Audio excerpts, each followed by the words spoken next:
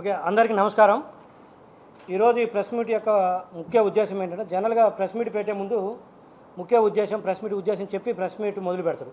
కానీ ఇక్కడ ఏంటంటే, ఇందులో కొంత భాగము నేను పెట్టాల్సిన ప్రెస్ మీట్ కాదు. ఇది ప్రతిపక్షాలు అంటే ముఖ్యంగా వైఎస్ఆర్సీపీ పార్టీ పెట్టాల్సినటువంటి ప్రెస్ మీట్. ఇది కొంత భాగము ఒక 20-25% మిగతాది నేను అంటే పార్టీ తరఫున అనుకోండి, లేకపోతే ప్రభుత్వం తరఫున అనుకోండి. ప్రభుత్వం తరఫున కాబట్టి మేము పెట్టాల్సిన ప్రెస్ మీట్ ఇది. సరే, వాళ్ళు పెట్టలేదు కాబట్టి ఆ బాధ్యత కూడా నేనే తీసుకుంటున్నాను, ప్రతిపక్షం లేదు కాబట్టి ఇప్పుడు ఏపీలో. ఒకటి ఏంటంటే ఈ ముఖ్య ఉద్దేశము, మాది ఫైబర్ నెట్ సంస్థ మీ అందరికీ తెలిసిందే, మళ్ళీ దాంట్లో వివరాల్లోకి వెళ్ళాల్సిన అవసరం లేదు. మా ప్రభుత్వము అంటే మా పార్టీ అధికారంలోకి వచ్చిన తర్వాత ఈ ప్రభుత్వం వచ్చి దాదాపు ఇప్పుడు 9వ నెల 2024 జూన్ 4న రిజల్ట్ వస్తే ఆ రోజు నుంచి ఇప్పుడు దాదాపు 9వ నెల నడుస్తుంది. ఈ 9 నెలల్లో మిగతా వివిధ సంస్థలు వేరు పురోగతులు కనపడుతున్నాయి. ఉదాహరణ సిఆర్టీజీ చేసుకున్నా, లేకపోతే పోలవరం తీసుకున్నా, ముఖ్యంగా R&B ఎక్కువగా పురోగతి కనపడింది. రోడ్ సైడ్ బిల్డింగ్స్ అయితే అన్ని చోట్ల పాట్ హోల్స్ గుంతలు పూడ్చడం కానీ, రోడ్లు వేయడం కానీ, కొత్త రోడ్లు కానీ చాలా బాగా ఉంది దాంట్లో. ఎందుకంటే R&Bకి సంబంధించిందే R&B అండ్ I&Dకి దాని కిందనే మా డిపార్ట్మెంట్ కూడా ఉంటుంది, ఫైబర్ నెట్. సో దాంట్లో కూడా పురోగతి, మిగతా సంస్థల్లో కూడా ఎంతో కొంత పురోగతి. అస్సలు పురోగతి లేని సంస్థ ఏదైనా ఉందంటే ఈ 9 నెలల్లో మా ప్రభుత్వం వచ్చిన తర్వాత అది ఫైబర్ నెట్. అంటే కొన్ని రిఫార్మ్స్ తీసుకున్నాను నేను చైర్మన్ అయిన తర్వాత. నవంబర్ 15వ తేదీన చార్జ్ తీసుకున్న తర్వాత లాస్ట్ ఇయర్ కొన్ని రిఫార్మ్స్ తెచ్చాం. బట్ రిఫార్మ్స్తో కడుపు నిండదు. ఎండ్ ఆఫ్ ది డే ఏంటి, పని అవ్వాలి. ఇది income based organisation, spending based organisation కాదు, ఖర్చు పెట్టే ఆర్గనైజేషన్ కాదు ఇది. సో ఇక్కడ ఏంటి, సర్వీస్ ఇవ్వాలి, ఎంతో కొంత ఆదాయం తెచ్చుకోవాలి. సో రిఫార్మ్స్ తోటి మేము ఏదో చేసాం, లాస్ట్ టైం నేను 410 మంది ఎంప్లాయీని తీసేశాను, జబ్బలు దోచుకుంటే అది కరెక్ట్ కాదు. బట్ ఏంటి నెక్స్ట్ ఏం చేశామంటే, ఈ రోజు వరకు కూడా మా ప్రభుత్వం వచ్చిన తర్వాత ఫైబర్ నెట్ ద్వారా గతంతో పోలిస్తే మేము ₹1 కూడా ఆదాయం సంపాదించలేదు. అది బాధాకరమైన చెప్పాల్సిన బాధ్యత నా పైన ఉంది కాబట్టి చెప్తాను. ₹1 కూడా మేము అదనంగా ఆదాయం సంపాదించలేదు. ఒకటి. రెండోది ఏంటి, మెయిన్ ఈ బిజినెస్ యొక్క ముఖ్య ఉద్దేశం ఏంటి, fibre net phone silent please. రెండోది ఏంటి, ముఖ్యంగా మేము కనెక్షన్స్ ఇవ్వాలి కన్జ్యూమర్స్కి. ఎంటర్ప్రైజ్ బిజినెస్ కావచ్చు, కన్జ్యూమర్స్కి కానీ మేము కనెక్షన్ ఇవ్వాలి. కనెక్షన్స్ ఇవ్వాల్సి ఉంటే ఒక్క కొత్త కనెక్షన్ కూడా మేము ఈ 9 నెలలు ఇవ్వలేదు. అది బాధ్యత చెప్పాలా, గర్వంగా చెప్పాలా, సగర్వంగా చెప్పుకోవాలి. కొన్ని మేము ఇన్ని లక్షల కనెక్షన్స్ ఇచ్చామని, అలా పోయి ఒక్క కనెక్షన్ కూడా ఇవ్వలేదని చెప్పాల్సిన పరిస్థితి వచ్చింది. ఇప్పుడు నేను చెప్పకపోయినా కూడా ఇది నా బాధ్యత చెప్పాలి, రేపు మాపు బయటకు వస్తాయి కాబట్టి. ఒక్క కనెక్షన్ కూడా, ఒక్కటంటే ఒక్క కనెక్షన్, మార్క్ మై వర్డ్, ఈ 9 నెలలు మా ప్రభుత్వం వచ్చిన తర్వాత ఒక్క కనెక్షన్ కూడా ఇవ్వలేకపోయినాం.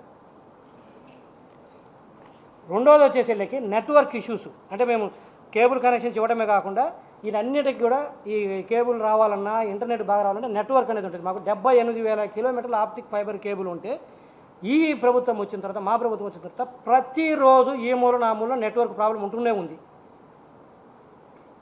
కేబుల్ ఆపరేటర్లు ఏమంటున్నారంటే, గత ప్రభుత్వంలో బిజినెస్ చేయకపోయినా కూడా, మమ్మల్ని ఎల్లగొట్టినా కూడా కనీసం ఉన్న కాడికి నెట్వర్క్ అన్న బాగుండేది, ఈసారి ఆ నెట్వర్క్ కూడా లేదనేది వాపోతుండ్రు. ఆ మెసేజ్లు చూస్తే మమ్మల్ని చంపేయండి సార్ ఒకేసారి కొంతమంది, ఈ రోజు ఈ టార్చర్ ఏంది అంటున్నారు. ఇది ముఖ్యంగా నేను చెప్పదలుచుకుంది. ఒకటి, కొత్త బిజినెస్ చేయలేదు, ఒక కనెక్షన్ ఇవ్వలేదు, ₹1 సంపాదించలేదు. ప్రతిరోజు నెట్వర్క్ ప్రాబ్లం. ఎందుకంటే ప్రతిరోజు కాదు, ఇది పవర్ ఎలాగనో, విద్యుత్ ఎలాగనో, ఇంటర్నెట్ కేబుల్ అనేది కూడా ఒక్క నిమిషం కూడా పోవడానికి లేదు. ఎందుకంటే ఎప్పుడు టీవీ చూస్తుంటారు జనాలు, ఇంటర్నెట్ వాడుకుంటుంటారు కాబట్టి ఇంటరప్షన్ అనేది ఉండకూడదు. అటువంటి వ్యవస్థ ఇది. అలాంటిది ఆల్మోస్ట్ డే టు డే బేస్న ఏదో ప్రాబ్లం వస్తూనే ఉంది. ఎందుకు చెప్పాల్సి వస్తుందంటే, చెప్పకపోతే బాగోదు, మళ్ళీ మేము దాచుకోవడం కరెక్ట్ కాదని దీంట్లోకి వస్తున్నాను. ఇది అధికారులు ఏ స్థాయిలో అధికారులు పనిచేస్తున్నటానికి ఇది బెస్ట్ ఎగ్జాంపుల్. ఇది ఎందుకంటే నేను నవంబర్ 15 ఛార్జ్ తీసుకున్న తర్వాత కొన్ని రిఫార్మ్ చేశాను, ఉరికిస్తున్నాను, కొన్ని పనులు చేపిస్తున్నాను. బట్ 9 నెలల నుంచి లేదా కొత్త మేనేజ్మెంట్ గత 8 నెలల తర్వాత నుంచి వచ్చిన తర్వాత కూడా ఇది జరగలేదంటే కారణం పూర్తిగా నేను మళ్ళీ ఇందులో చెప్తున్నాను, మా పార్టీ అధినేత శ్రీ నారా చంద్రబాబు నాయుడు గారిదో, లోకేష్ గారిదో, లేకపోతే ఈ శాఖ మంత్రి శ్రీ బీసీ జనార్దన్ రెడ్డి గారిదో తప్పు కాదు. వాళ్ళు మాకు క్లియర్ డైరెక్షన్స్ ఇచ్చారు, ఫ్రీ హ్యాండ్ ఇచ్చారు, మీరు చేయమని. ఏంటయ్యా చేసింది, కొత్త మాసు దినేష్ కుమార్ గారు IAS ఆగస్టులో ఛార్జ్ తీసుకున్నాడు. వచ్చిన తర్వాత ఒక్కరోజు కూడా దీని మీద ఈ బిజినెస్ పెంచాలి, ఒక్క కనెక్షన్ తేవాలి అనేది ఏ రోజైనా ఫోకస్ చేశారా? ఇన్ని నెట్వర్క్ ఇష్యూస్ వస్తుంటే ఎందుకు ఫోకస్ చేయలేకపోయారు? ఎన్నిసార్లు చెప్పుంటాము. ఆపరేటర్లు ఎంతమంది వచ్చారు, అపాయింట్మెంట్లు కూడా లేకుండా వాళ్ళు ఎవరిని కలవనీయకుండా ఇంటికి పంపించారు, టైం ఇవ్వకపోతుంది. పోనీ టైం ఇవ్వకపోయామా చేసామా అంటే మనం ఏమైనా పని చేసామంటే పని చేసిన పాపాన పోలేదు. మరి ఎలా వస్తుంది?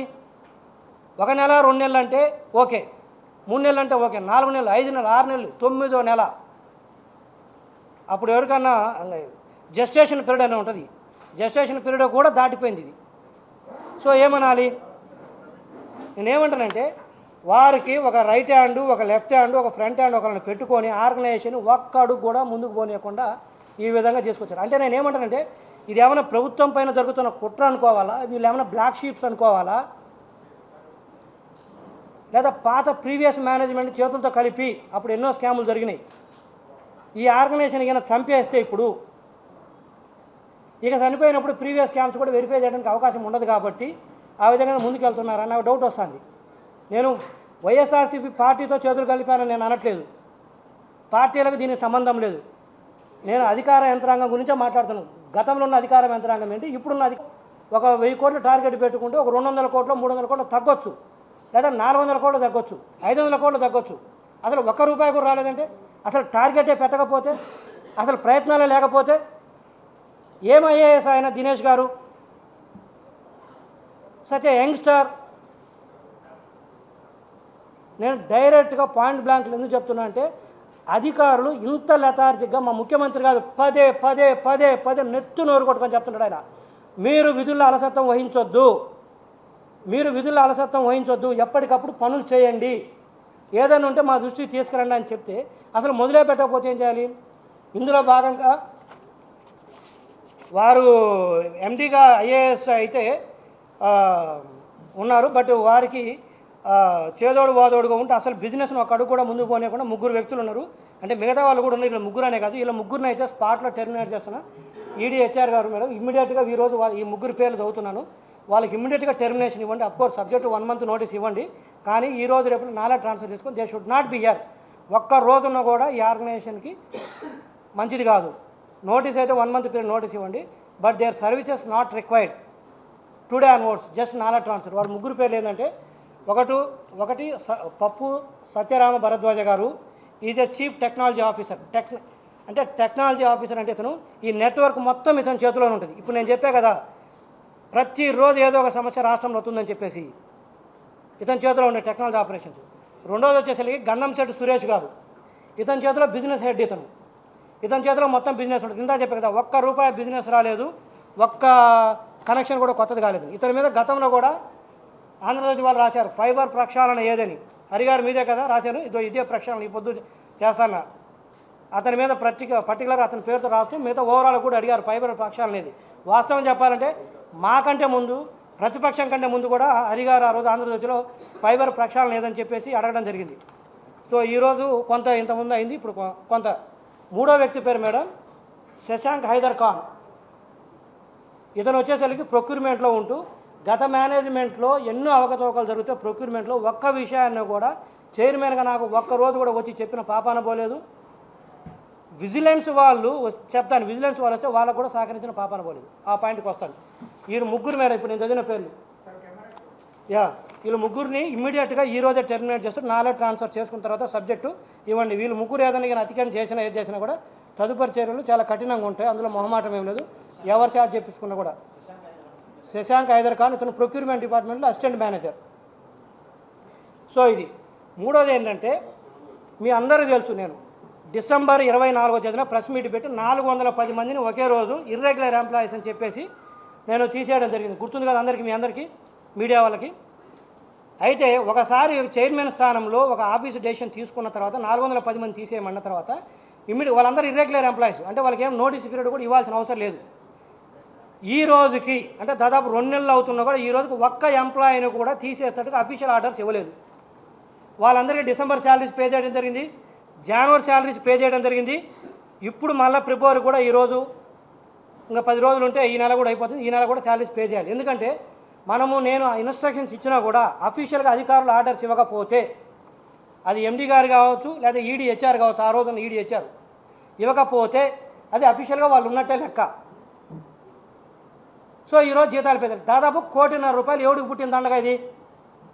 ఈరోజు ఎవరు కట్టాలి డబ్బులు? ఇదంతా ఇర్రెగ్యులర్ ఎంప్లాయీస్, వాళ్ళు రెగ్యులర్ ఎంప్లాయీస్ కూడా కాదు. ఎందుకు ఆఫీస్ ఆర్డర్స్ ఇవ్వరు? 24 డిసెంబర్లో నేను టెర్మినేట్ చేసిన తర్వాత క్లియర్గా ఇన్స్ట్రక్షన్ ఇవ్వడం జరిగింది. తర్వాత 2000 మొన్న 28 జనవరి తేదీన మినిస్టర్ గారు ఇక్కడికి వచ్చి రివ్యూ చేసి ఆ రోజు మినిస్టర్ గారికి చెప్పడం జరిగింది. తర్వాత 29న బోర్డు మీటింగ్ పెట్టాము. బోర్డు మీటింగ్లో కూడా ఈ అంశాన్ని మేము బోర్డు మీటింగ్లో పెట్టి ఒప్పుకోవడం జరిగింది, వాళ్ళందరినీ టెర్మినేట్ చేస్తుంది. బోర్డు మీటింగ్ అయిపోయి కూడా దాదాపు 20 రోజులు దాటింది. అంటే మేము అంత ఎట్లా కనపడుతున్నాం చెప్పాలంటే, ఒకసారి ఇన్స్ట్రక్షన్స్ ఇస్తే ఇంప్లిమెంట్ అవ్వాలి కదా. అంటే నీకు ఆర్డర్స్ సైన్ చేయడానికి బాధ ఏంటంటున్నాను. మరి ఎవరు సైన్ చేయాలి? ఎవరు చేయాలి సైన్ చెప్పండి? ఒక ఎండీగా ఉన్న వ్యక్తులు సైన్ చేయాలి, ఒక ఈడీగా ఉన్న వ్యక్తులు సైన్ చేయాలి. అధికారులు ఇట్లా వాళ్ళను టెర్మినేట్ చేయడానికి మేము నిర్ణయం తీసుకున్న తర్వాత మీకు భయం ఏంటి?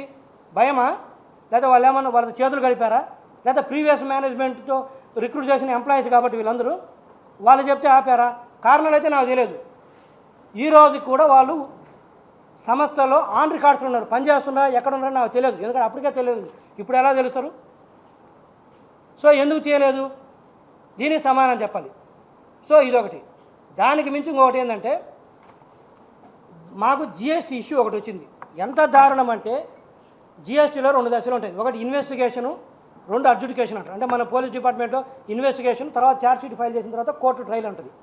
అలా ఉంటే ఇన్వెస్టిగేషన్ కంప్లీట్ అయిపోయి మీ మీద ఛార్జ్ షీట్ ఫైల్ చేస్తున్నాం, అంటే షోకాజ్ నోటీస్ అంటారు దీంట్లో జిఎస్టీలో, అక్కడేమో పోలీస్ కేసులు ఛార్జ్ షీట్ అంటారు. ఛార్జ్ షీట్ ఫైల్ చేసాము కోర్టులో, అంటే ఇక్కడ షోకాజ్ నోటీస్ మీరు వచ్చి సమాధానం చెప్పమంటే జిఎస్టీ వాళ్ళు వకాలత్తు కూడా ఫైల్ చేయలేదు తెలుసా. రిప్రజెంట్ చేసి డాక్యుమెంట్స్ ఇవ్వడం పక్కన పెట్టండి, వకాలత్తు కూడా ఇవ్వలేదు. దాంట్లో భాగంగా ఏమైంది తెలిసినా, వకాలత్తు కూడా ఇవ్వకపోతే 377 కోట్ల రూపాయలు ట్యాక్స్ డిమాండు, ఇంట్రెస్ట్, పెనాల్టీస్ పంపించారు. ఎప్పుడు పంపించారు? మొన్న 23వ జనవరిలో పంపించారు. అంటే ఇంకొక 5 రోజులు అంటే నెల కావస్తుంది. ఇది ఎవరికి తెలియదు, చైర్మన్గా నాకు కూడా తెలియదు. వస్తే దాన్ని కూడా మర్చిపెట్టి దాచిపెట్టి కూర్చున్నారు. 377 కోట్లు ఈ సంస్థ బతికే, ఈ సంస్థ ప్రాణం ఎంత, దానికి వేసిన పెనాల్టీ ఎంత, పోనీ ఉట్టి పుణ్యానికి వచ్చింది రిప్రజెంట్ చేయక.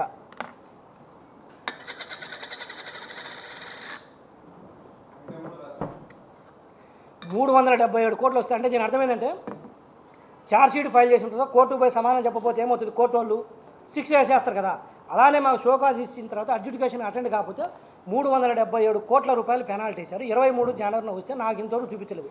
నాకు డిపార్ట్మెంట్లో ఫ్రెండ్స్ ఉన్నారు, ఏంటి రెడ్డి గారు మీకు 377 కోట్లు పెనాల్టీ వచ్చింది, ఏది మరి ఉన్నాయా, డబ్బులు కడతారంటే నేను షాకు. మొన్న ఫోన్ చేశారు ఆఫీసర్స్ కొంతమంది నాకు తెలిసిన వాళ్ళు. నిన్న మా వాళ్ళని అడిగితే అప్పుడు తీసి ఇచ్చారు. మరి ఎందుకు దాచిపెట్టాలి దీన్ని? ఎవరి కోసం దాచిపెట్టాలి? ఇప్పుడు నేను అప్పీల్కి వేయాలి. నేనేమంటే ఈ 377 కోట్లు నేను కట్టను. ఈ 2 నెలలకు 3 నెలలకు జీతాలు ఇచ్చారు కదా ఎంప్లాయీస్కి, అది కూడా నేను కట్టను. ఇది కన్సర్న్ ఎండీ నుంచి, కన్సర్న్ హెచ్ఆర్ ఈడీ నుంచి రికవరీ చేయాల్సిందేను. ఇది నా ప్రపోజలు. దీన్ని అడ్వకేట్ జనరల్ ఆఫ్ ఆంధ్రప్రదేశ్కి నేను రైటింగ్లో రాస్తాను. వారు ఇచ్చే లీగల్ ఒపీనియన్ మీద సిఎస్ గారు కూడా రాస్తాను, చీఫ్ సెక్రటరీ ఆఫ్ ఆంధ్రప్రదేశ్ వారికి కూడా రాస్తాను. వారు ఇచ్చే అభిప్రాయం మీద మేము ముందుకు వెళ్తాము. నా ఉద్దేశం అయితే ఇది పూర్తిగా ఇది తెలియని సబ్జెక్ట్ కాదు, లెథార్జీ అంటారు. సో చేసింది కాబట్టి ఇది నేను ప్రపోజ్ చేసేది. వారు చీఫ్ సెక్రటరీ గారు, అడ్వకేట్ జనరల్ ఆఫ్ ఆంధ్రప్రదేశ్ వారి నిర్ణయానికైతే కట్టుబడి ఉంటాం మేము, నేను కాదను. కానీ ఈ సంస్థ చైర్మన్గా నేను పెడుతున్న ప్రపోజలు గవర్నమెంట్ ఆఫ్ ఆంధ్రప్రదేశ్కి ఇది ఎండి కె దినేష్ కుమార్ ఐఏఎస్ గారి నుంచి, ఈడీహెచ్ఆర్ ఆ రోజున రమేష్ నాయుడు గారి నుంచి ఇది రికవరీ చేయాల్సిందేను అనేది నా ప్రపోజలు. ఇక ప్రభుత్వం ఇష్టము, వాళ్ళు ఏం చేస్తారనేది, వారు ఏ నిర్ణయం తీసుకున్నా కూడా ఈ సంస్థ చైర్మన్గా నేను కట్టుబడి ఉంటాను. ఇది టెర్మినేషన్ ఆఫ్ ఎంప్లాయీస్ జిఎస్టీకి సంబంధించి.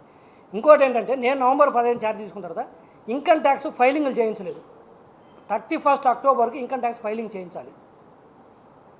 ఫైల్ చేయకపోతే ఏమో తెలుసున్నా, మనకు రావాల్సిన డబ్బులు రావు, ప్లస్ భవిష్యత్తులో మనకి ఏదైనా లాస్ ఉంటే దాన్ని క్యారీ ఫార్వర్డ్ కాదు అది. కాకపోతే దానికి భవిష్యత్తులో మనం ట్యాక్స్ కట్టాల్సి ఉంటుంది. యూనో నేను వచ్చిన తర్వాత నాకు ఐఎమ్ ట్యాక్స్ ఎక్స్పర్ట్ కాబట్టి నాకు కొంత అవగాహన ఉండబట్టి నేను పిలిపించి వాళ్ళందరినీ అప్పటికప్పుడు అరిస్తే ఫైల్ చేశారు. డిసెంబర్ 20వ తేదీన ఫైల్ చేశారు ఇన్కమ్ ట్యాక్స్ రిటర్న్. డిసెంబర్ 20. ఒకవేళ నేను కనుక్కోకపోయినా, ఫైల్ చేయించకపోతే ఇదో 9 కోట్ల రూపాయల రిఫండ్ వచ్చింది మాకు. ఇది నేను ఫైల్ చేయించకపోతే ఈ 9 కోట్లు బూడిదల పోసిన పన్నీరే. 31 డిసెంబర్ దాటితే ఫస్ట్ డ్యూ డేట్ ఏమో 31 అక్టోబర్, రెండో డ్యూ డేట్ ఏమో కొంత పెనాల్టీ వేసి రెండో డ్యూ డేట్ ఇస్తాడు 31 అక్టోబర్ రెండో డ్యూ డేట్. ఈ రెండో డ్యూ డేట్ పెనాల్టీ వేసిన తర్వాత కూడా ఫైల్ చేయకపోతే ఇంకా రాదు. ఇంకా ఈ 9 కోట్లు పోయేది 75 కోట్లు మాకు అన్అబ్జార్బ్డ్ డిప్రిసియేషన్ లాస్ ఉంది. ఇది క్యారీ ఫార్వర్డ్ కాదు. ఇది క్యారీ ఫార్వర్డ్ కాబట్టి దీని మీద ఒక 21 కోట్లు ట్యాక్స్ పడుతుంది భవిష్యత్తులో. అంటే నెక్స్ట్ ఇయర్ ప్రాఫిట్స్ వస్తాయి. అంటే మొత్తం 30 కోట్ల రూపాయలు సేవ్ అయింది నేను చైర్మన్ తీసుకున్న తర్వాత నేను చూడబట్టి. ఇది పోతుంటే మా వాళ్ళు ఏం చేస్తారంటే అధికారులు మనకు ఒక సామెత తెలుసు, ముందు నుంచి చీమలు పోతుంటే వారో లేరంటే, వెనుక నుంచి ఏనుగులు పోతున్నా వదిలేస్తారు. అట్లా టీ ఖర్చు ఎంత అయింది, ట్రావెల్ బిల్ ఎంత అయింది, ఈ లెక్కలు చూస్తూ కూర్చున్నారు ఈ స్థాయి అధికారులు. 1000 రూపాయలు అయిందా, 1500 అయిందా, 1400 కావాల్సింది, 1500 అయింది, 100 రూపాయలు కట్ చేయండి. ఇది ఇలా చూస్తున్న ఖర్చు. ఈ 30 కోట్లని గాలికి వదిలేసి, ఈ 377 కోట్లని గాలికి వదిలేసి ఇది. సో ఇది అట్లీస్ట్ మన చేతిలో ఉంది, పెనాల్టీ కొంత కట్టినా కూడా. సో ఇంకోటి విజిలెన్స్ వాళ్ళు, మాకు విజిలెన్స్ స్టార్ట్ అయ్యి దాదాపు 5 నెలలు అవుతుంది. నేను ఛార్జ్ తీసుకొని 3 నెలలు. విజిలెన్స్ వాళ్ళు వస్తే ఒక్క ఆఫీసర్ కూడా విజిలెన్స్ వాళ్ళకి సహకరించలేదు. ఇది నేను చెప్తుంది కాదు. ఆ రోజు విజిలెన్స్ డీజీగా ఉన్న వ్యక్తే సరే ఈరోజు మన డీజీపీగా కూడా ఉన్నారు. మీరు అడగవచ్చు డీజీపీ గారిని అడిగేసి, ఫైబర్ నెట్కి విజిలెన్స్ స్టార్ట్ అయిన తర్వాత ఎన్ని రోజుల తర్వాత మీకు సహకరించారు వాళ్ళంటే ఒక్కడు సహకరించలేదు. ఎందుకు సహకరించారు మీరు విజిలెన్స్కి? విజిలెన్స్ చేసిన ఉద్దేశం ఏంటి? సారీ, మీ మీద కాదే. విజిలెన్స్ చేసింది పాత గవర్నమెంట్లో 2019-24 మధ్యలో జరిగిన అవకతవకల మీద విజిలెన్స్ చేయడం జరిగింది. దాని మీద చేస్తే మీరందరూ ఎందుకు సహకరించరు? మీరు సహకరించకపోతే నేను వచ్చిన తర్వాత ఇది ఒక సర్క్యులర్ ఇవ్వడం జరిగింది. ఏంటి?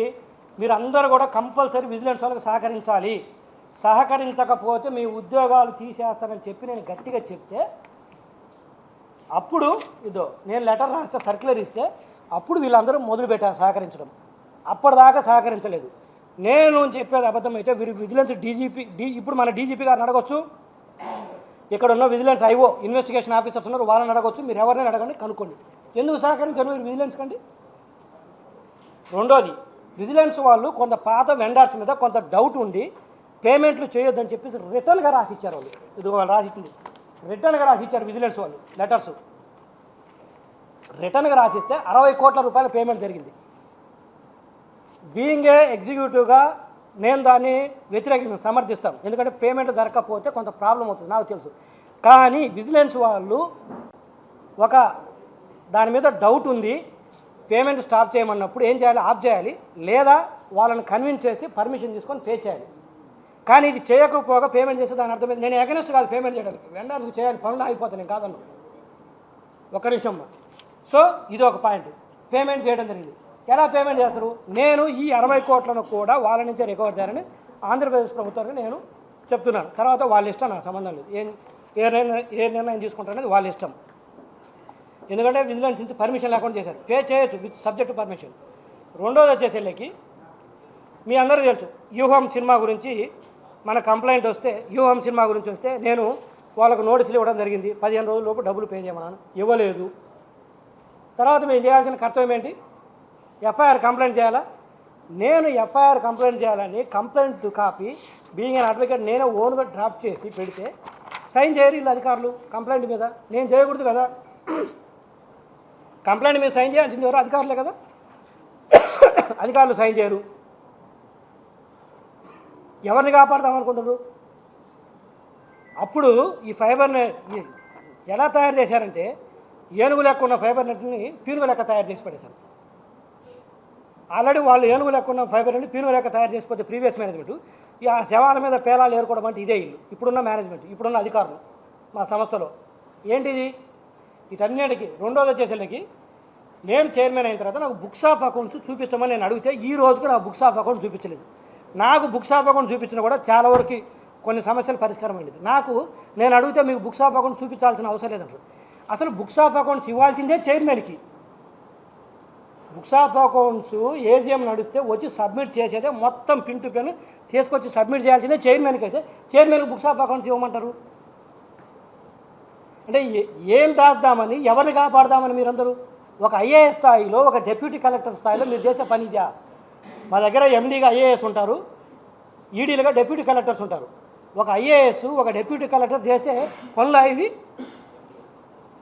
తర్వాత ఆడిట్ 2023-24 మనకు తెలుసు కదా, సిఏజీ ఆడిట్ నడుస్తుంది ప్రభుత్వ రంగ సంస్థలకి.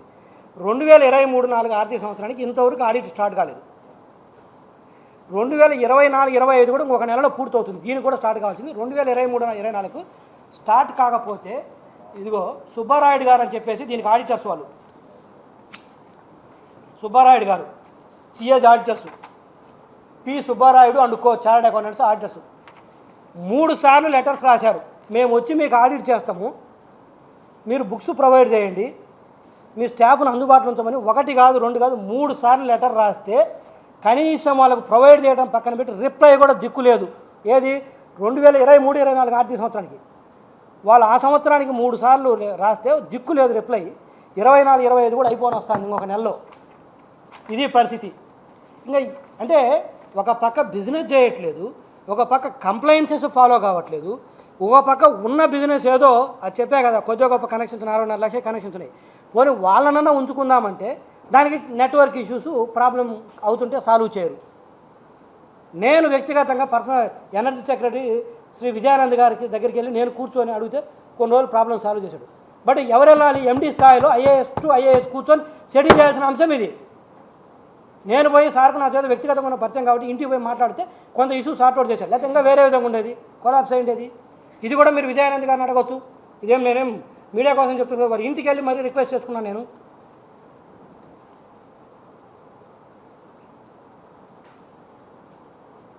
నేను ఎంతో దీన్ని ప్రొఫెషనల్ మేనర్లో ఈ ఆర్గనైజేషన్ రన్ చేసుకోవాలనుకుంటుంటే నీట్గా రన్ చేస్తే దాదాపు 2,000 కోట్ల రూపాయలు టర్న్ ఓవర్ చేయడానికి స్కోప్ ఉన్న సంస్థ ఇది. అలాంటిది 200 కోట్ల టర్న్ ఓవర్, అది కూడా లాస్ట్ ఇయర్. ఈ సంవత్సరం ఎంత వస్తుందో చూడాలి మార్చి తర్వాత. నీట్గా రన్ చేద్దామంటే ఇదేం కర్మ. మరి ఇది ఇప్పుడు మీ అందరికీ తెలుసు, అవినీతి వేరు ద్రోహం వేరు. మనకు పాకిస్తాన్కి యుద్ధం వచ్చిందనుకోండి, యుద్ధ సామాగ్రి కొంటాం మనం. ఒక 1000 కోట్లకి యుద్ధ సామాగ్రి కొన్నప్పుడు ప్రొక్యూర్మెంట్ వాళ్ళు లేదా ఏదో కొంత కక్కుర్తి కూడా 10% కమిషన్లు తీసుకోవడం, అది అవినీతి. కరెక్ట్?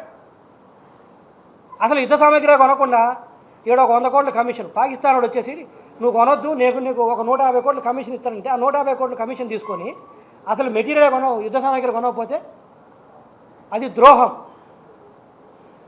అవినీతినైనా క్షమించవచ్చు కానీ ద్రోహాన్ని క్షమించకూడదు అంట నేను అనేది. ఇక్కడ చాలా చర్యలు అవినీతి కంటే కూడా అవినీతితో పాటు ద్రోహం చేసే చర్యలు చాలా ఉన్నవి. అది నేను చెప్పేది. సో నేను వచ్చేసరికి ఇది అడ్వకేట్ జనరల్ గారికి చీఫ్ సెక్రటరీగా రాస్తాను. నా సంస్థ చైర్మన్గా నేను పెట్టే ప్రపోజల్ ఇది.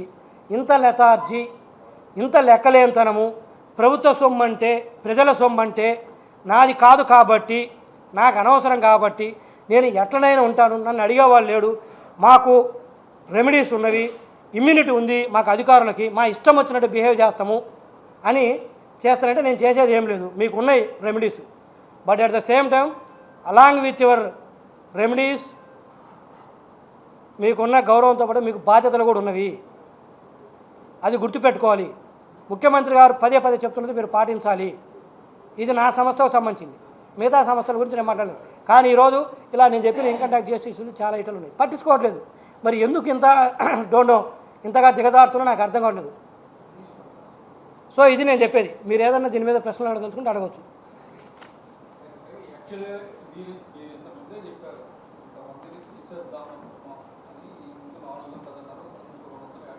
అవును,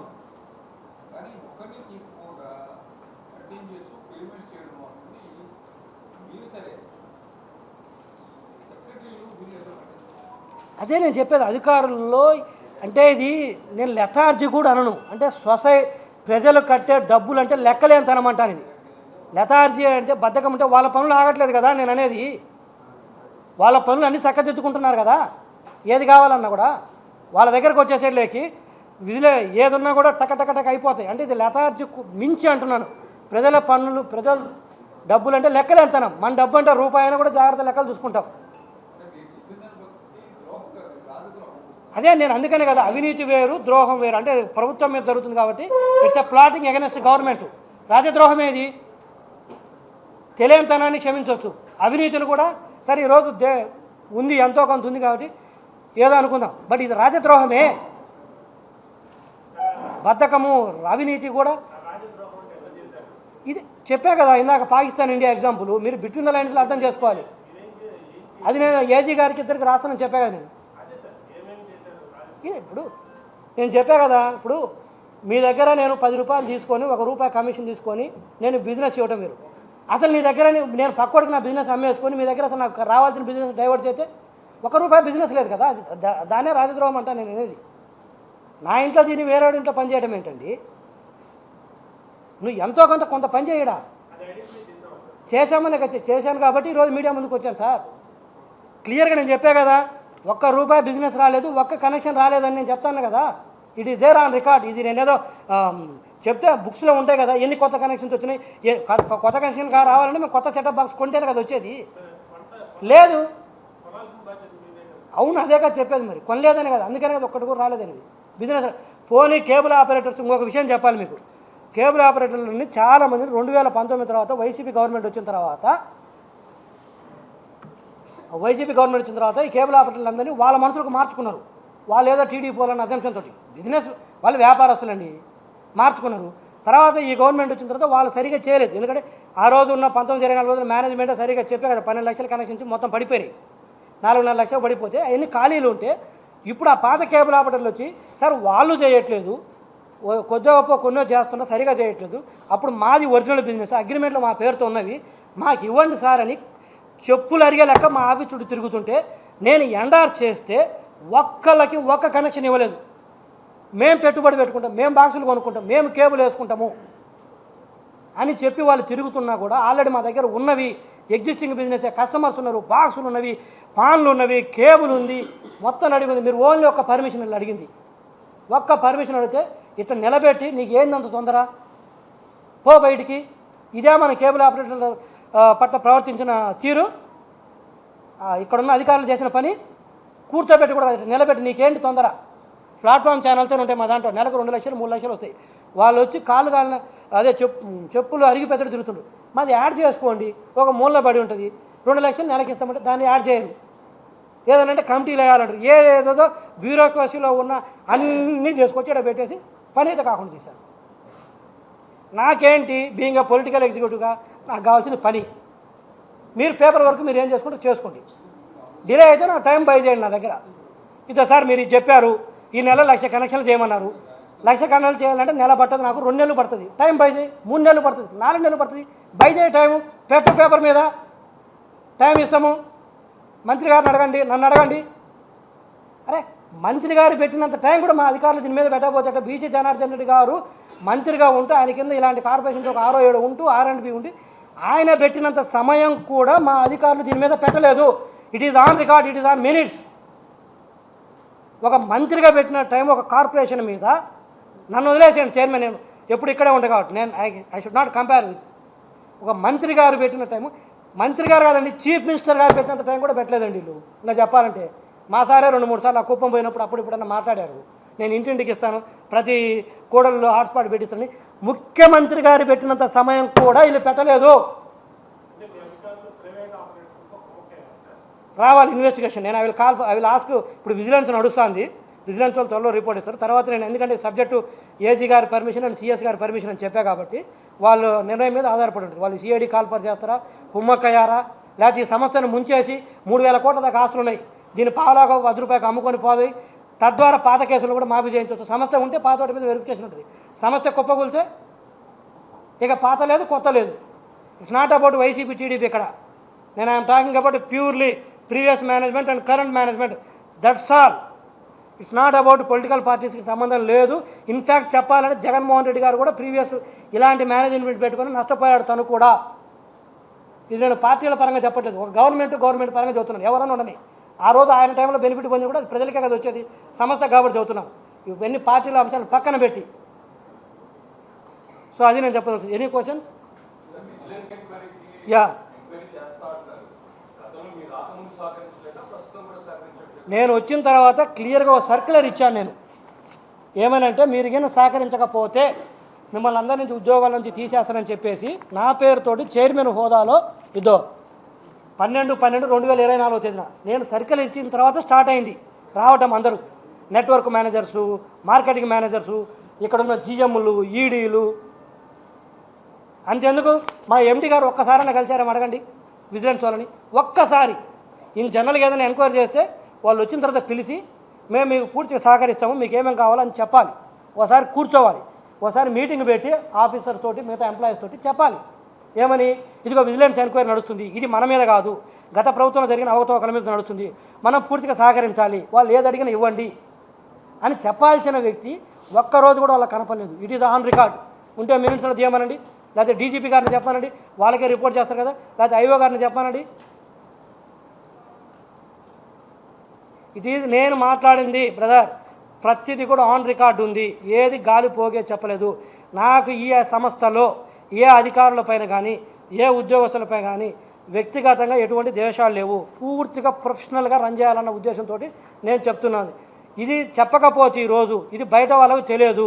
ఇప్పుడు రేపో మాపో హరిగారో ఈటి వాళ్ళు మీరు రాతరు తెలుస్తుంది కదా, ఏంటి ఆ రోజు ఇంతమంది ఉద్యోగస్తులు తీసేశారంటే ఇంకా వాళ్ళు ఉన్నారంటే జీతాలు ఇస్తుందంటే అప్పుడు ఎవడు పరుగు పోతుంది? ఓ జీవీ రెడ్డి మీడియా పులియా, లేకపోతే వాళ్ళ దగ్గర ఏమైనా డబ్బులు తీసుకొని ఆ రోజు వాళ్ళని బ్లాక్మెయిల్ చేసి తీసేస్తామని చెప్పి తర్వాత డబ్బులు తీసుకొని కంటిన్యూ చేశారా, లేదా ప్రీవియస్ మేనేజ్మెంట్ దగ్గర డబ్బులు తీసుకొని కంటిన్యూ చేశాడా, లేదా వాళ్ళకు భయపడి కంటిన్యూ చేశారా? ఎవడు ఇష్టం వచ్చినట్టు వాళ్ళు తీసుకుంటారు. ఎవడు సమాధానం చెప్పాలి ఇదంతా? నేను నాకెందుకు ఇది? రెండోది, నేను ఇంతమంది కూడా చెప్పాను, మినిస్టర్ గారితో ఒకసారి మీటింగ్లో అయినప్పుడు కూడా చెప్పాను, మా సిఎస్ గారితో చెప్పాను, మా యువరాజ్ గారు మా ప్రిన్సిపల్ సెక్రటరీ ఐ, అంతకుముందు సురేష్ సారు ఐ ప్రిన్సిపల్ సెక్రటరీ వెళ్ళి వ్యక్తిగతంగా కలిసి వచ్చి చెప్పేచ్చాను. ఏంటి సార్, ఇది ఇంకొక 6 నెలల్లో మనం రివైవ్ చేయకపోతే ఇది చచ్చిపోతుంది, ఇది దివాలా అంచులో ఉంది, ఐసీయూలో ఉంది, ఇక 6 నెలల్లో మనకి కఠినమైన చర్యలు తీసుకోకపోతే చచ్చిపోతుందని నేను చెప్పేస్తే వాళ్ళు పూర్తిగా సహకరించారు. జీవి మీకు ఏం కావాలో మా వైపు నుంచి సహకారం ఇస్తామని చెప్పారు వాళ్ళు. సిఎస్ గారు కావచ్చు, ఇంతకుముందు ఉన్న సురేష్ కుమార్ సార్ కావచ్చు, లేకపోతే ఇప్పుడు వచ్చిన యువరాజ్ సార్ కావచ్చు. బట్ ఇక్కడ కదలాలి కదా, ఎందుకంటే ఇలానే కొనసాగుతుంది. 6 నెలల కంటే ఎక్కువ పడుతుంది ఇది కొలాప్స్ అవడానికి. ఆ రోజు ఏమంటే జీవీ రెడ్డి వచ్చిన తర్వాత సంస్థ కొలాప్స్ అయిపోయింది, ఆయన ఇన్ని మాటలు చెప్పాడు, ఇదేందంటారు.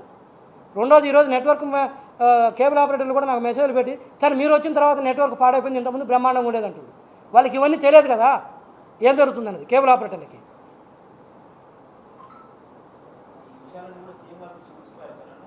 సార్ సీఎం గారికి లక్ష ఉంటాయి సార్, ఎన్ని దాన్ని ఏమంటారు పిల్ల చేష్టలు అన్నాను. కానీ వారు చూసి మమ్మల్ని పెట్టింది దేనికి? పొలిటికల్ ఎగ్జిక్యూటివ్గా నన్ను చేయమనే కదా.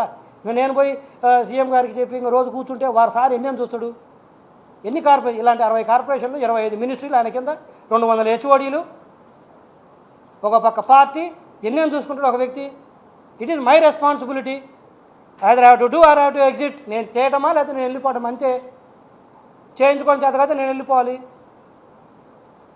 నేను ఐ షుడ్ నాట్, వాళ్ళు సహకరించలేదు, ముఖ్యమంత్రి గారు సహకరించలేదు, నా పార్టీ సహకరించలేదు, నా మంత్రి సహకరించలేదు, నేను చెప్పకూడదు. అది చెప్తే అది ఇట్ ఈస్ మై ఇన్ఎఫిషియన్సీ, నా అసమర్థత అవుతుంది. అది నేను చేయించుకోవాలి. ఇదిగో పరిస్థితి ఇది, ఈరోజు వచ్చి ప్రజల ముందు పెడుతున్నాను. ఇది ప్రభుత్వాన్ని చెబుతున్నా కదా, ఇది ప్రజలకు చెబుతుంది. ఎందుకంటే వాళ్ళ డబ్బులు మా దాంట్లో పెట్టుబడికి ఉన్నాయి. 600 కోట్ల రూపాయలు పేడప్ క్యాపిటల్, దాదాపు 2160 కోట్ల రూపాయలు అప్పుల్లో ఉంది. ఎలా పనిచేయాలి? 24 గంటలు పనిచేసినా కూడా ఇది రివైవ్ అవటం కష్టం. అంటే ఇలా వదిలేస్తే ఎలా అంటాను నేను అనేది. నేను చైర్మన్గా మార్నింగ్ ఆఫీసు ఎగ్జిక్యూటివ్ లెక్క 9:30 to 7:30, 6:37 వరకు నేను ఆఫీసులో కూర్చుంటాను. వీళ్ళకి ఏమైంది? అధికారులకి 10:30 ఆఫీసు, 10:45, 11కి షార్ప్గా 5:30 ఏమో కొంపలారిపోతున్నట్టు ఏదో ఇక్కడ తీసినట్టుగా పెద్ద. ఏంటిది? ఓనర్షిప్ అనేది ఉండవలేదా? అరే మనం ప్రజలు కట్టిన పన్ను నుంచి జీతాలు తీసుకుంటాం, మినిమం ఓనర్షిప్ ఉండవలేదు. Any other points, any other questions? Thank you so much all.